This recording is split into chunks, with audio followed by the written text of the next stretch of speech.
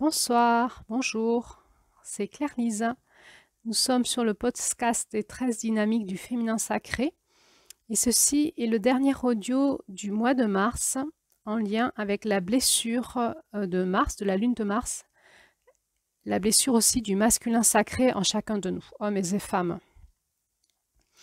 Alors la blessure de Mars est les blessures de Mars c'est un gros chapitre en soi. Et du coup, je ne savais pas trop par où m'y prendre pour vous résumer tout ça. Alors, je vais déjà faire un petit résumé de qu'est-ce qu'on traverse en Mars. En Mars, nous prenons conscience que nous sommes séparés du divin. Du divin, c'est ce qu'on avait vu en janvier-février. De cette harmonie divine, du plan divin, des lois de vie harmonieuses, du destin. Et que nous sommes donc en prise à la dualité et à la polarité. La polarité, c'est la loi de cause à effet. On est polarisé. Et tout cela, cette dualité, cette polarité, nous met en confusion. Et cette confusion est reliée à l'illusion fumeuse de nos blessures. On va voir, ces blessures, qu'est-ce que c'est? Dans cet état-là, nous comprenons que seule la posture d'humilité, de prière, dans la reliance à son cœur, peut nous sortir de notre confusion et nous replacer dans notre centre, c'est-à-dire l'unicité entre nous tous. Et nous en avons la responsabilité. Si nous ne le faisons pas, eh bien nous ne le vivrons pas, et pour nous et avec notre écosystème. Notre quête alors en Mars est alors la conscience de notre centre, qui est l'unité de vue de toutes nos dimensions reliées à tous nos écosystèmes, et qui est aussi notre positionnement juste. Alors on va revenir sur ces blessures. La première blessure qu'on va rencontrer en Mars, en résonance avec cette lune-là, c'est ce qu'on appelle la blessure d'incarnation. La blessure d'incarnation, c'est une blessure à l'énergie de vie entre l'âme, le corps et la vie. C'est une blessure d'âme. Elle peut se manifester dans des engrammages de choc spirituel dans l'âme, mais il y a aussi la rencontre avec le corps quand l'âme descend et vient s'incarner dans ce corps. Elle peut vivre des états de choc en lien avec ce qu'elle trouve dans le corps, c'est-à-dire la mémoire cellulaire du corps, la mémoire de l'ADN, la mémoire de nos ancêtres. Il peut arriver qu'on soit porteur d'un corps qui ne soit pas très sympa en termes d'énergie au démarrage et que l'âme, en rencontrant ce corps, ne se sente pas très bien. On va rencontrer aussi en Mars toutes les blessures liées à la mémoire matricielle, à ce que nous avons vécu dans les matrices de nos mamans quand on était fœtus et petits bébés, mais aussi nos blessures de naissance. La blessure d'incarnation, elle est reliée à cette blessure de l'âme qui rentre dans la matière, dans le corps, et qui arrive sur Terre et qui rentre dans les lois terrestres. Mais les lois terrestres comme elles sont quand elles arrivent, c'est-à-dire dans la dualité. L'âme, elle arrive dans un corps, elle arrive dans une société, une époque, une culture, une religion, et elle arrive aussi dans une famille. Et elle va vivre des choses par rapport à tout ça. Et quand on est bébé, les premières blessures qu'on va se prendre, on va appeler ça les blessures d'incarnation. La plus grande blessure d'incarnation qu'ont les êtres humains, c'est le fait d'être déracinés, désancrés de la Terre. Et en fait, on n'est ni des arbres, ni des animaux, finalement, même si notre corps a une dynamique animale, en fait. On en est déconnecté parce qu'on vit, en fait, une emprise de notre structure psychique, de notre mental, dans laquelle on a mis toute notre identité et on n'a plus conscience des facultés de notre corps, de nos instincts et de nos reliances. Du coup, il va se passer pour le bébé un décalage de réalité entre ce que lui, il vit, parce que lui, quand il arrive dans son corps, il est un peu comme tout neuf, et son corps a quand même des capacités à capter les choses, comme un petit animal. avec des parents et un univers d'adultes desquels il est très dépendant et qui, eux, ne sont plus connectés à leur, ou beaucoup moins à leur corps et à leur reliance à la terre. Donc l'enfant va vivre ce décalage et ça va le mettre en angoisse parce que ce qu'il perçoit dans son corps n'est pas sécure en fait. Une dernière blessure liée à l'incarnation, qui est vraiment une blessure spirituelle, une blessure de l'âme, c'est ce qu'on appelle la nuit noire de l'âme. Alors, qu'est-ce que c'est que la nuit noire de l'âme? C'est le décrochage que notre âme vit quand elle part des espaces de haute fréquence vibratoire, des espaces donc vibratoires. Et pour s'incarner, elle va descendre en fréquence. Elle va arriver sur les fréquences terrestres qui sont beaucoup plus basses. Et ce décrochage va lui faire vivre une chute comme dans le noir, appelée la nuit noire de l'âme. Et de cette expérience va naître sa blessure de séparation avec le divin et ses angoisses d'incarnation. Donc, on peut en Mars ressentir ça aussi, mais à quoi ça sert de se lever le matin? Qu'est-ce qu'on vient faire sur Terre? Quel est notre but sur Terre? Quel est le sens de la vie sur Terre? Et ça peut vraiment être lié à des questionnements existentiels de notre âme. Il y a comme, on parle de l'oubli, on ne sait plus d'où on vient, on ne sait plus qui on est. Il y a ce décrochage qui s'est fait, on va appeler ça aussi la blessure de séparation, je vais y revenir. Et ça peut vraiment nous habiter pendant un long, long moment. Donc, on a premièrement les blessures de la vie, à la vie, les blessures d'incarnation. Deuxièmement, on va retrouver nos blessures relationnelles. Alors, ce sont nos blessures de naissance, nos blessures relationnelles. La façon dont on est rentré en relation avec nos figures d'attachement, nos parents, nos grands-parents, nos nounous, nos frères et sœurs, depuis tout petit bébé. Et donc, tout de suite, l'enfant va s'adapter au maximum à son environnement parce que l'enfant est dépendant de ses adultes un peu tordus et il va devoir s'adapter pour survivre en fait. L'enfant, lui, il arrive dans une énergie au début assez saine, assez pure, on pourrait dire comme ça, et il va être dans une forme d'amour inconditionnel du bébé, qui va rencontrer des parents ou des adultes qui, eux, sont dans l'amour conditionnel. Donc, il va y avoir un choc de rencontre dans la relation. Et très rapidement, l'enfant va se tordre dans tous les sens pour s'adapter à ces adultes conditionnels et pour se faire aimer. On va appeler ça les schémas relationnels. Et c'est de là dont vont partir nos postures relationnelles où on a tendance soit à se sentir victime, soit à vouloir sauver, soit à persécuter. Ça va se construire dans notre tendre enfance en lien avec la façon dont on est rentré en relation d'attachement avec nos figures d'attachement. Donc cela va générer nos blessures d'amour, la sensation d'avoir été blessé dans son cœur en aimant totalement et en n'étant pas aimé en retour inconditionnellement. Et donc, on va retrouver engrammé dans notre cœur ces blessures d'amour et ça va conditionner la façon dont on va aimer ensuite. Tout cela, ces blessures en fait du petit bébé, on va l'appeler finalement la blessure de séparation. La séparation de l'âme au divin, la séparation de l'enfant à l'amour. Et c'est la blessure de Mars en fait, qui démarre en Mars et qu'on va se coltiner, j'ai envie de dire, jusqu'en juillet, jusqu'à la lune de juillet ou à la lune de juillet. On va voir qu'on va avoir toutes les propositions pour pouvoir guérir de notre blessure de séparation. La lune de juillet, c'est la dernière lune du masculin sur la roue des 13 mères originelles et c'est la lune de l'accomplissement du masculin. La lune de juillet, c'est celle qui aime toutes choses, c'est la guérison des blessures à l'amour et la guérison de la séparation pour retrouver l'unité. Alors, comment s'engramment ces blessures dans la matière? Alors d'abord, nos blessures d'âme, ça va être des blessures qu'on va retrouver dans l'espace vibratoire et énergétique et donc dans aussi l'énergie cellulaire et ça va amener des contractions dans notre mémoire cellulaire au fin fond de nos cellules, dans l'espace vibratoire énergétique.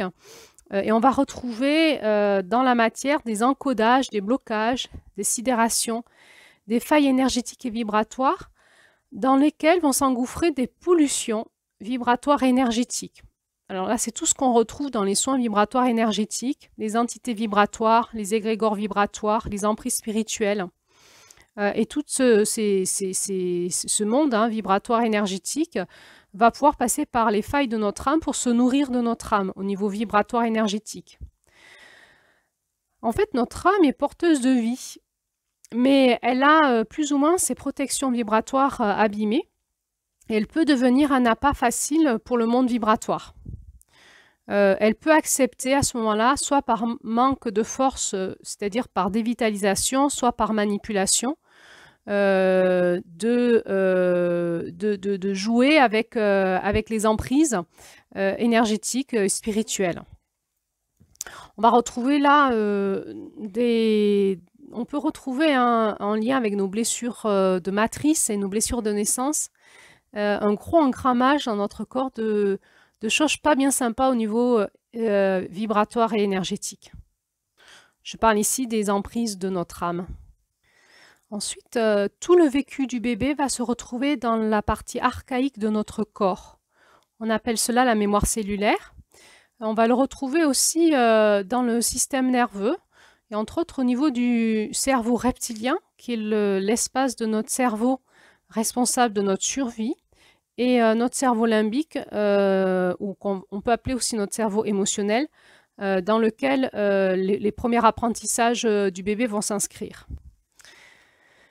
Notre cerveau reptilien est responsable de nos réflexes archaïques dans notre corps.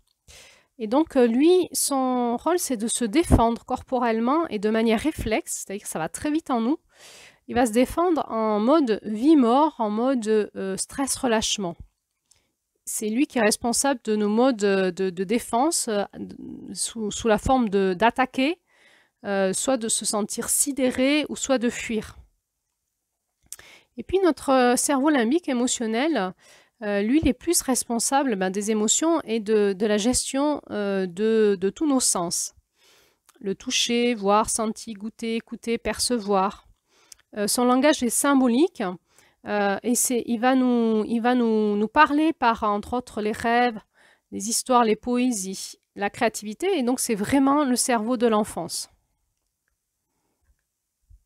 Ces deux systèmes nerveux se sont construits quand nous étions fœtus, embryons, fœtus et bébés. Et ensuite viendra la structure psychique par la suite. Aussi, ce petit bébé, quand il se construit dans le monde, avec le monde des adultes, de la vie sur Terre, il va d'abord engrammer de l'expérience à travers son corps, ses sens, son système nerveux archaïque et émotionnel. Il va acquérir des réflexes, et c'est ce qu'on va appeler les cuirasses de notre corps. On peut appeler ça aussi des cuirasses de caractère. C'est la façon dont notre corps réagit de manière instinctive, donc c'est pas du tout rationnel, on ne peut pas le maîtriser, à la relation, à l'amour et à la vie. On va retrouver dans notre corps de l'énergie bloquée, engrammée, on va dire infectée quelque part. On va retrouver toute une programmation au niveau de notre système neurologique et on va retrouver des réflexes de comportement en stress ou en relâchement, c'est-à-dire en tension dans notre corps, dans notre système nerveux ou plutôt en baba cool, si je puis dire comme ça.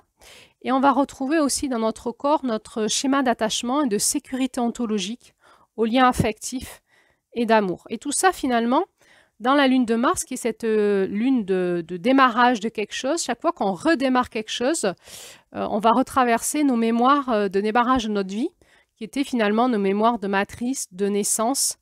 Bien sûr, on va retrouver les mémoires de naissance, de la naissance, du jour de notre naissance, et puis ensuite des premiers mois de vie quand on était un bébé, et donc on va retrouver peut-être l'expression dans notre corps et de notre système archaïque.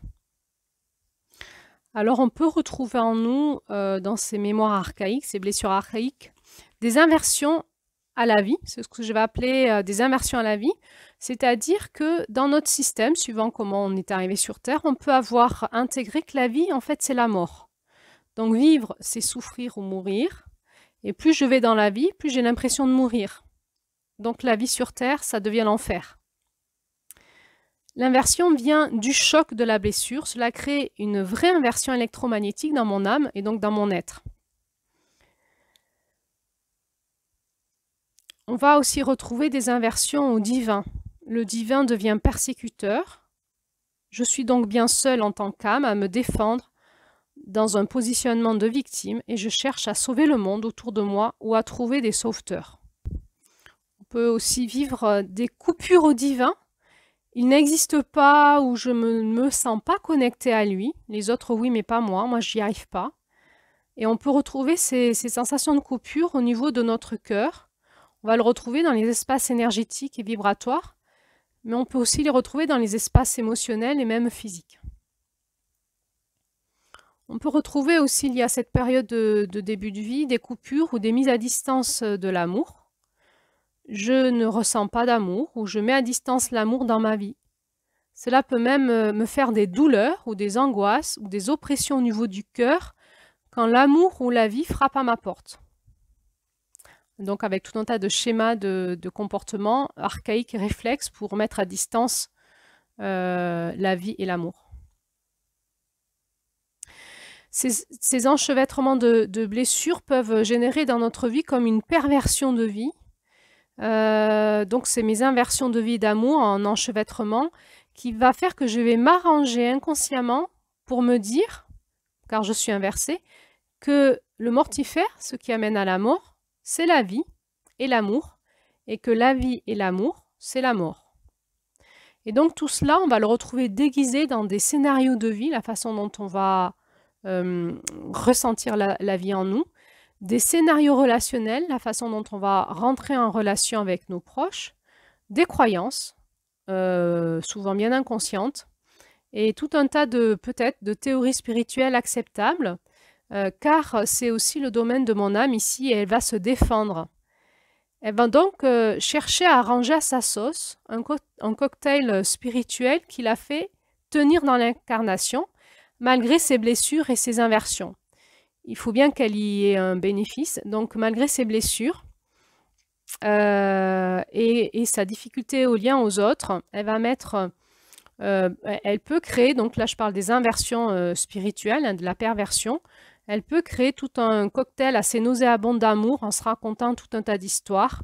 C'est ce que je vais nommer ici la perversion à l'amour, dans lequel on essaye d'embarquer les autres pour être en lien malgré notre séparation à l'amour. En réalité, c'est à travers l'expérience de l'incarnation que notre âme s'éveille à l'amour. Donc, tout ce qu'on va retraverser à chaque début de cycle, que ce soit un début d'une journée, un début d'année, un début de relation, début de travail, tout ce qui est démarrage, et donc il y a tout un engrammage de choses qu'on peut vivre, hein.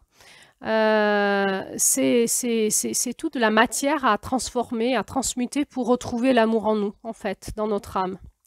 Et donc, le travail, c'est vraiment de se reconnecter à notre corps et aux lois divines de notre corps, en fait, physique, divine, que nous allons accéder à notre âme et à son centre, à cette éternelle flamme d'amour qu'elle a.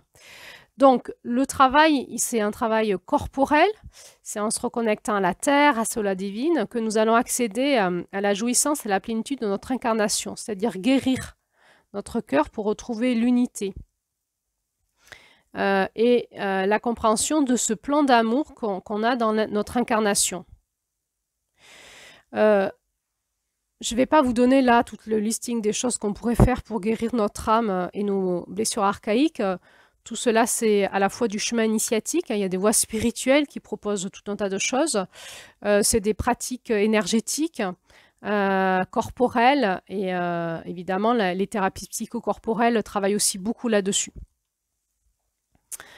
Maintenant, on va aussi rencontrer dans cette blessure de l'Est les blessures de notre structure psychique. puisqu'on a vu que petit à petit, l'enfant va commencer à mettre des pensées sur le monde qu'il perçoit. Et c'est là où il va rentrer dans l'illusion de la réalité. Donc, notre structure psychique, c'est-à-dire nos pensées vont se structurer avec les adultes qui nous entourent et aussi en lien avec ce qu'on ressent, ce qu'on perçoit en tant que petit bébé. Et on va essayer de garder une cohérence entre l'ensemble, entre ce qu'on perçoit, ce qu'on nous dit, et qui est souvent assez dissonant. Et donc, pour garder une cohérence dans le vécu, on va un petit peu tordre nos pensées et commencer à mettre une notion de cause à effet qui est souvent tout à fait erronée. C'est comme ça que l'enfant va s'engrammer d'émotions, de sensations, de blessures émotionnelles, relationnelles et de perceptions, et que dans sa tête, il va engrammer des croyances et tout un schéma de pensée. C'est ce qu'on va appeler notre structure psychique, on peut l'appeler aussi notre mental, on peut l'appeler aussi notre ego. Notre ego, c'est tout notre système de structure, de construction, dans lequel on va retrouver la structure psychique, mais aussi les structures nerveuses, de réaction, de comportement. Et pourquoi on dit que notre ego, il est dysfonctionnel? Parce qu'il est dysfonctionnel. En fait, l'ego en lui-même, on en a besoin pour se structurer, pour avoir une identité. Mais le problème, c'est qu'il s'est structuré de manière tordue et qu'il nous joue des tours, en fait. Donc, finalement, déconstruire notre ego, c'est pas se battre contre quelque chose qui est mal en nous, mais qui s'est construit, qui s'est engrammé de manière tordue et qui ne nous permet pas d'être aujourd'hui dans notre plein potentiel. Donc, notre posture, ça va toujours être de prendre du recul sur nos réactions physiques, émotionnelles, dans nos sensations dans nos corps aussi, aussi au niveau du système nerveux, énergétique, d'aller travailler sur nous, d'aller travailler sur notre corps, sur notre énergie, sur nos pensées, pour prendre du recul, voir comment on s'est construit, pour se déconstruire et se reconstruire plus en lien avec ce qui nous correspond, plus en lien avec nos dons et nos compétences et nos potentiels. Donc dans notre ego, dans notre structure psychique, on va retrouver la façon dont on s'est beaucoup adapté à notre environnement, à cet amour aussi conditionnel qu'on a reçu. Et on va aussi retrouver toute l'illusion de nos compréhensions. Donc finalement, on va rentrer dans le monde de la dualité, le monde binaire, et on va finir par mettre en opposition les forces complémentaires qui régissent les lois d'incarnation et les lois de vie, c'est-à-dire le masculin, le féminin, la lumière et l'ombre, le ciel et la terre, l'âme et le corps, moi et l'autre, moi et le groupe, la vibration et la matière, la spiritualité et l'argent, enfin toutes les forces en fait qui régissent notre monde, on va les mettre en opposition alors qu'elles sont en complémentarité en réalité, et on va convertir cette opposition en bien-mal et on va rentrer dans un monde binaire bien-mal. Et à partir de là, notre vie va devenir un calvaire sur la terre en fait. On va vivre une lutte en permanence entre le bien et le mal, en nous et avec l'extérieur de nous. Et donc, ça va générer toutes nos blessures de vie, d'amour relationnel et notre système de dualité en nous. Dans le chamanisme, on appelle cela le miroir fumant. C'est-à-dire que cette réalité-là n'est pas la réalité, la vérité, mais c'est de la fumée de notre mental, nous empêchant de voir la vraie réalité, la vérité, cette réalité complexe. D'aller voir plusieurs points de vue plutôt que le nôtre. Notre mental, par ses projections dualistes à l'extérieur de lui, va créer une réalité délirante qu'il va prendre comme rationnelle et en permanence, il va projeter sur l'un sur l'autre. Et on peut dire que ça nous revient en effet miroir parce que ce qu'on projette sur l'autre, l'autre réagit, ça nous revient dessus, donc on va appeler cela le miroir fumant. Hein, puisque c'est de l'illusion, c'est de la fumée, on n'y voit rien, et en plus de ça, on se le reprend dessus.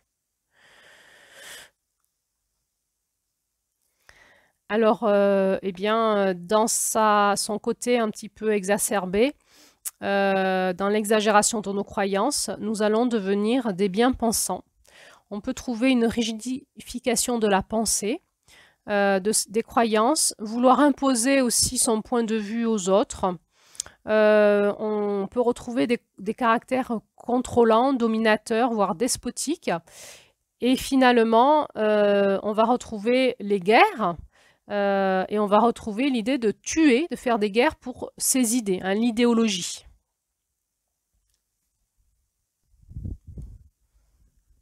Alors on va retrouver ainsi tout ce qu'on a appelé les blessures du masculin, qu'on pourrait résumer par l'abus de pouvoir, le pouvoir des mots, le pouvoir des pensées, le pouvoir des actes, les pouvoirs des actes déviants, bien sûr, l'abus de pouvoir des pulsions liées à nos hormones, liées à nos réflexes archaïques, hein, liées entre autres, l'énergie de la colère. Quand elle est mal utilisée, elle va détruire et on va pouvoir faire de l'abus de pouvoir avec. Et l'abus de pouvoir de la force, hein, de la force physique. Donc on va retrouver cette notion de colère en Mars.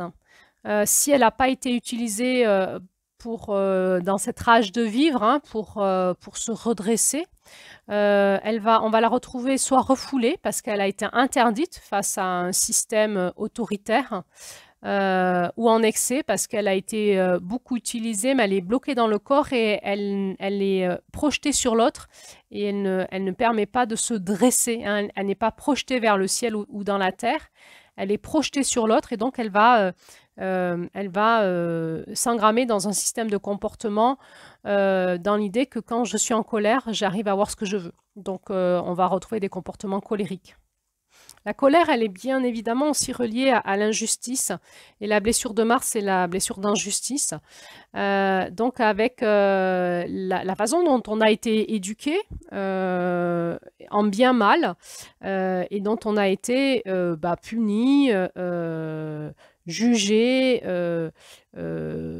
mal compris, et donc corrigé d'une façon tout à fait injuste. On voit bien que la capacité qu'auraient des parents à utiliser la gardienne de la justice pour éduquer leurs enfants serait évidemment pleine de pouvoir de vie, mais nous ne l'avons pas de manière naturelle, instinctive, et nous éduquons nos enfants dans une réalité binaire et souvent injuste pour eux. On va retrouver derrière cette colère, la notion de culpabilité, c'est une forme de colère une colère et une honte, hein, mal orientée. Il peut y avoir une vraie culpabilité, c'est-à-dire qu'on peut se sentir coupable d'excès de colère, de force ou d'abus de pouvoir qu'on a eu. Et c'est normal, on apprend dans ce conte qu'on apprend de nos erreurs par l'expérience. Donc évidemment que nous avons à remettre en question en nous toutes les abus qu'on peut faire par nos mots, nos pensées, nos actes, nos pulsions, notre force, qu'elle soit de caractère physique ou quelconque, jauger ça en nous et ressentir de la bonne culpabilité donc pour rectifier nos actes.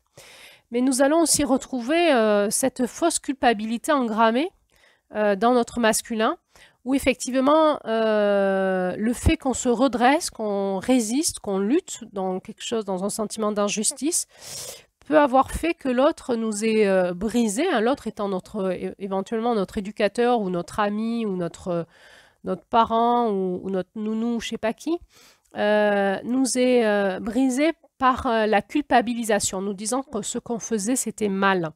Et on va, dans notre masculin, on va retrouver engrammé cette culpabilisation qui va vraiment être génératrice de blessures de notre masculin et même, voire même de blessures dans le corps, hein, de maladies.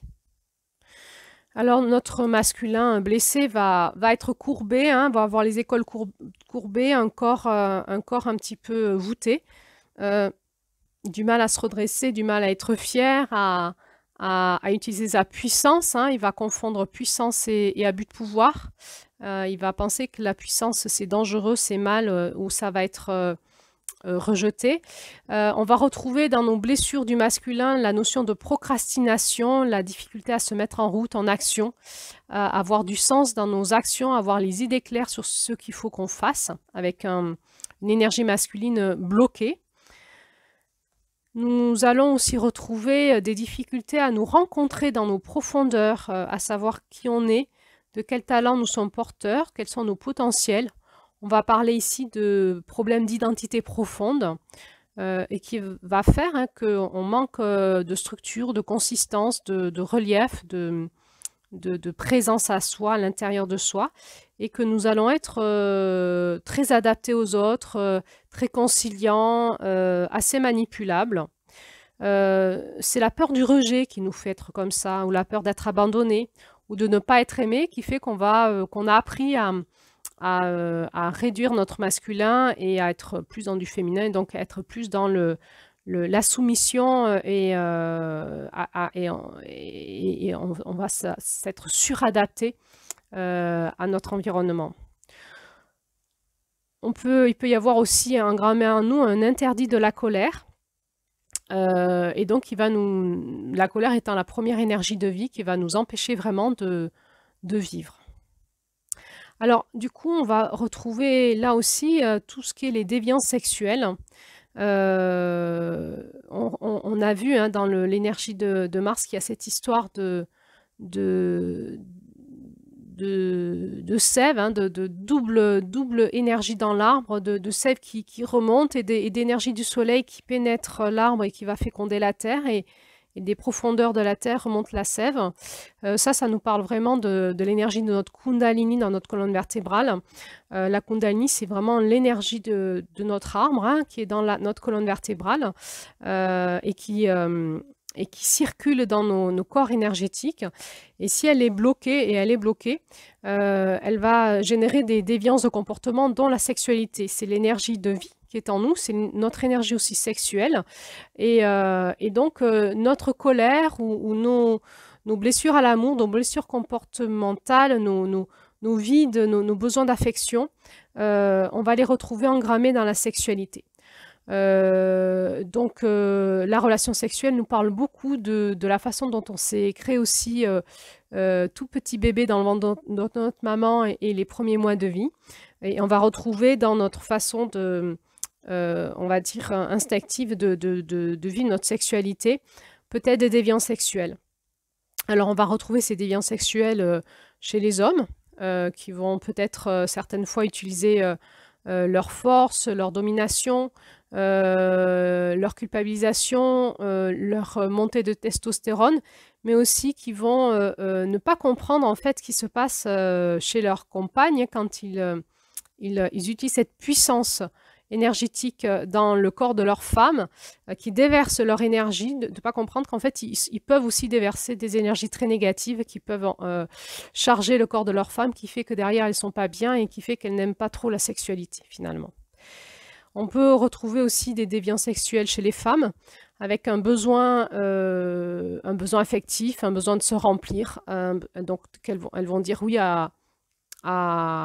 souvent, elles vont s'abuser, elles vont pas se respecter, puis peut-être aussi qu'elles vont accepter des relations sexuelles avec des hommes qu'elles ne connaissent pas. Et là, on va retrouver vraiment la blessure de Mars, où vraiment en Mars, on nous demande de ralentir et de prendre conscience à l'intérieur de nous de ce qui est juste et de ce qui se passe. Qu'est-ce qui se passe quand on rencontre un homme dans un début de relation? On est vraiment en lien avec l'énergie de Mars. Quand on rencontre un homme, si par exemple on est célibataire, quand on rencontre un homme, qu'est-ce qui se passe dans ce début de relation? Est-ce qu'on va aller tout de suite dans la relation sexuelle? Eh bien, je vous invite à observer ça avec l'énergie de Mars dans nos profondeurs. Est-ce que c'est une chose à faire ou est-ce qu'il faut mieux ralentir pour apprendre à se rencontrer, à voir à qui on a affaire en face de nous avant de laisser notre corps se laisser pénétrer par des énergies qui pourraient être tout à fait déviantes et destructrices et qu'on va retrouver ensuite engrammées dans notre corps, dans nos cellules, dans notre âme, en tant que femme. On va retrouver aussi là la déviance sexuelle avec les enfants, évidemment, et les bébés. Et on peut retrouver ça engrammé dans notre corps si on l'a vécu, sans en avoir le souvenir et on ne peut pas le retrouver parce qu'on n'en a pas la mémoire au niveau du néocortex, mais on va le retrouver dans le cerveau émotionnel et le cerveau reptilien. On va retrouver dans nos blessures du masculin une difficulté à se positionner, à trancher, à lâcher, on va être contrôlant, on va avoir du mal à lâcher prise, à dire non, parfois. Ça va être l'inverse. Et puis, on va retrouver aussi cette incapacité à écouter notre cœur. On peut retrouver un ego surdimensionné, très égocentrique, avec une incapacité à voir l'écosystème qui l'entoure, une difficulté à rentrer dans l'intelligence relationnelle, l'intelligence systémique des systèmes, l'intelligence complexe, et avec finalement une intelligence assez pauvre, binaire, très égocentrique et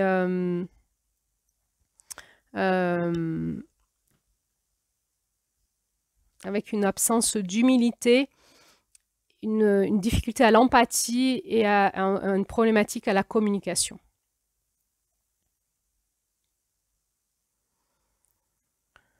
Voilà, on va retrouver les blessures spirituelles, hein, la difficulté à se reconnecter au monde spirituel, à le ressentir, à le comprendre, à se reconnecter à lui, à capter l'intelligence de la justice divine, l'intelligence du cosmos.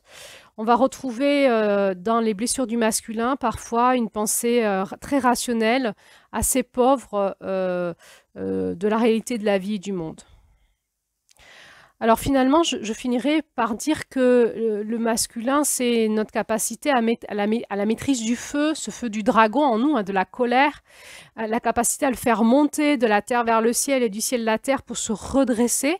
Donc c'est à la fois énergétique, spirituel, vibratoire, relationnel.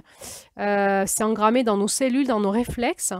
Mais c'est aussi ce feu qui n'est pas visible parce qu'il réside à l'intérieur de notre cœur et qu'il est porté à son point d'incandescence qu'à travers notre reconnexion à cette fameuse flamme de l'éternel amour que nous avons au fond de nous. Donc notre côté masculin, c'est aussi notre capacité à redécouvrir ce feu intérieur, à transcender ce feu du dragon finalement, à le transcender dans le feu de l'amour au fond de nous et à le retrouver pour le transcender et le faire rentrer dans sa consistance, sa densité de l'incarnation pour pouvoir l'incarner dans notre posture. Donc je finirai cet audio par dire que notre masculin sacré nous parle de savoir nous reconnecter à la terre, à notre terre intérieure, en déblayant nos obstacles et en la labourant pour en faire un bon terreau pour la suite. C'est assez besogneux, hein, on va parler là de discipline personnelle, il faut se mettre au travail en nous, dans la matière, prendre conscience, déblayer, dire oui, oser l'expérience, oser traverser pour alchimiser, agir, réparer, ranger, structurer pour que la vie prenne en nous. Il faut aussi oser dire non et trancher. Notre masculin sacré travaille notre axe, notre alignement d'intégrité spirituelle, cet alignement tertiel dans notre cœur et autour de notre colonne vertébrale, ce que j'appelle la Kundalini. Il vient nous amener la vérité de ce qui est.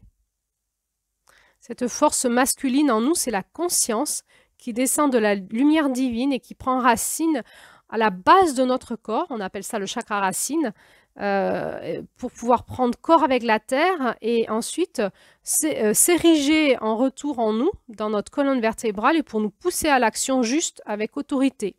Nous sentons cette force qui vient de la terre par notre chakra racine, nous la sentons dans notre bassin, dans nos jambes, nos viscères, nous redressant tout entière dans notre corps pour passer à l'action juste. Tout cela va se réintégrer en nous par l'expérience du corps et de ses réflexes de vie, réintégrés dans le bon sens. Cela se sent en nous, en bas de nous, nous redonnant notre sécurité ontologique sur Terre.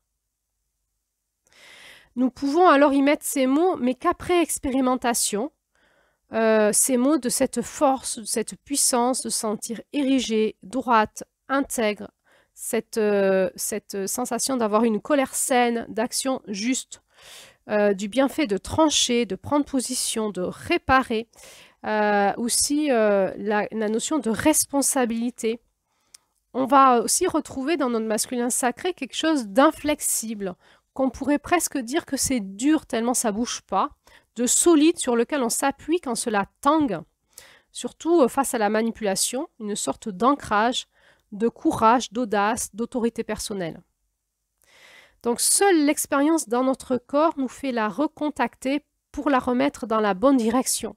On voit hein, que dans le conte, celle qui pèse la vérité a demandé 1 an de, on va dire, de rééducation à ces 2 femmes pour les faire repartir dans le bon sens. 1 an d'expérimentation dont certaines fois, ça a été dur, par exemple, de ne pas parler pendant 1 an. Il y a vraiment une forme de réinformation des réflexes dans le système neurologique et relationnel très puissant. Donc, si cette énergie en nous, que nous appelons notre masculin sacré, reste bloquée, cela va générer de la violence, car cette force bloquée va brûler, péter, détruire nous et autour de nous. En nous, dans notre corps, sans conscience, et dans les systèmes dans lesquels nous évoluons, car c'est ce que mon corps est, il le vibre à l'extérieur de moi, et c'est ce que je vais vivre à l'extérieur avec les autres. Hein, donc, on va vivre cet effet miroir, vibrant, agissant, que nous allons rencontrer régulièrement dans notre vie, nous invitant à régler ce problème dans notre corps. On voit que dans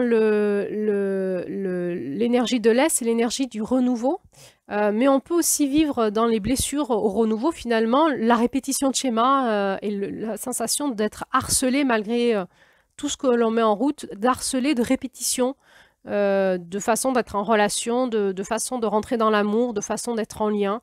Et on a l'impression que le renouveau n'arrivera jamais, que ça se répète à l'infini. Donc là, on est dans une blessure du masculin, il y a quelque chose qu'on n'est pas allé désengrammer à nous, qu'on n'a pas compris par l'expérience et qui va se répéter par l'expérience. Tant qu'on ne l'a pas compris, ça se répète parce que c'est engrammé en nous.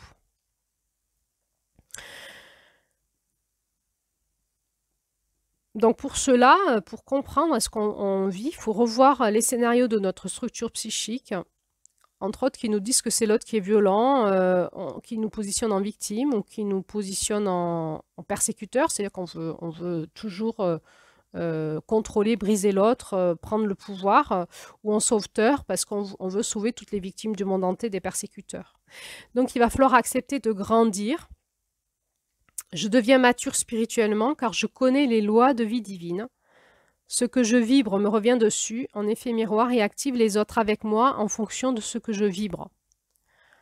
Donc, il va falloir prendre du recul, regarder ce qui se passe, essayer de comprendre, et puis se déprogrammer, désengrammer, se reprogrammer.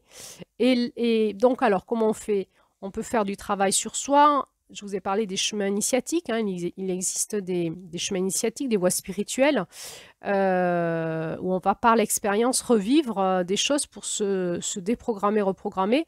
Bien sûr, la thérapie, le développement personnel, mais aussi nos expériences de vie, dans nos relations affectives, dans tout ce qu'on va vivre dans cette énergie de Mars. Parfois, on ne va jamais la dépasser, cette porte de Mars. On va la répéter à l'infini toute notre vie. C'est vraiment la porte du commencement. Si on n'arrive pas à la déprogrammer, à la reprogrammer dans le bon sens, on va avoir toute notre vie qui va être déviante derrière. Donc, si je vibre la violence refoulée en moi, parce que elle a été interdite, hein, ou je me la suis interdite, mon corps va activer les autres dans leur violence et je vais me retrouver une éternelle victime. Car je n'ai pas repris la responsabilité de mon masculin sacré, c'est-à-dire la conscience de ce qui est en moi, de ce qui se joue dans mon inconscient et la libération des schémas en moi. Du coup, je vais avoir cette impression que les systèmes relationnels dans lesquels j'évolue me paraissent toxiques, mais en fait, ils ne sont que le reflet de ma propre toxicité intérieure. Donc, je suis responsable spirituellement et énergétiquement et relationnellement. Et cela me demande d'acquérir des techniques pour me reconnecter à mon spirituel, c'est-à-dire à mon élargissement de point de vue et à mes guidances quelque part pour me reconnecter à mon identité profonde de manière autonome et à transformer cela en moi et aussi parfois, si besoin, d'aller voir un juge extérieur, c'est-à-dire qu'on peut aller voir des médiateurs, on peut aller faire de la thérapie de couple, on peut aller faire de la thérapie systémique et c'est pour essayer d'avancer dans notre façon d'être en relation. Donc c'est par la réintégration de notre masculin sacré en place en nous qu'on va pouvoir parler de gardien de la paix dans la guerre, hein, que nous aurons accès à la puissance de notre féminin, notre douceur et notre vulnérabilité personnelle qui sera protégée, qui pourra ainsi s'exprimer. Voilà, donc ce qu'on peut dire à la fin de cette lune de Mars, c'est que la paix sur Terre émergera du cœur des humains, des cœurs guéris, unifiés, pacifiés, avec les lois d'incarnation, avec les lois relationnelles, les lois de dualité. Et ça passera par une guérison de notre masculin sacré à tous, notre capacité à aller rencontrer en autonomie en nous-mêmes ces prises de conscience pour pouvoir, avec notre puissance et notre force personnelle, les rectifier et rectifier notre façon d'être en relation avec les autres. Voilà, c'est en nous, dans cette vraie réalité, que nous allons aller chercher notre forme de vérité divine, juste, et c'est ce qu'on appelle un chemin initiatique. C'est la capacité qu'on va avoir par l'expérience de comprendre ce qui se passe en nous et d'aller le rectifier. Voilà, donc la porte de l'Est a été, j'ai envie de dire, décrite du mieux que j'ai pu. Je vous laisse avec toutes ces paroles plus ou moins lourdes, plombantes et plus ou moins remplies d'espérance pour le futur. Nous avons ce travail à faire en nous tous. Bien, je vous souhaite un bon chemin avec la lune de Mars et on se retrouve en avril. Pour la suite, avril, ça sera l'intégration de la lune de Mars et on ira voir en excès, hein, la blessure du masculin en excès, ce qu'elle peut faire en avril comme autre type de blessure en nous. Alors, je vous souhaite un bon chemin de pacification et de reconnexion à votre cœur, une bonne libération de tous les espaces en vous qui s'accrochent, qui rechinent, qui ne veulent pas y aller, une belle libération, un beau lâcher-prise pour pouvoir vous mettre en route et nous retrouver ensemble sur ce chemin de la paix. À bientôt.